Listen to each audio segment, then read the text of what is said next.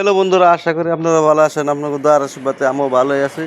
তাহলে যে আজকে আতর রহমান ভাই সাহেব কাম করতেছে গাড়িটা মার খাইছিল না কি খাইছিল, তাহলে ভাইয়ের ঠান্ডা অল্প জিজ্ঞেস করে নই। তাহলে ভাই এটা কি করবা নিছেন কোন সাথে একটু?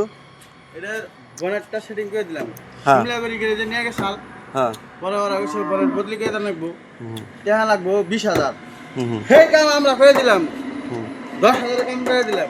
হ্যাঁ ঠিক আছে, হ্যাঁ কেউ যদি কাম করতে চান হ্যাঁ তাহলে ফেসবুকে নাম্বার দিয়ে থাকবো, যোগাযোগ করবেন। মানুষের নাগার 10টা 5টা গাড়ি আমরা বানাই না, আমরা বানাবো একটা করে গাড়ি বানাবো, একটা করে টাইম মতো ডেলিভারি দেবো।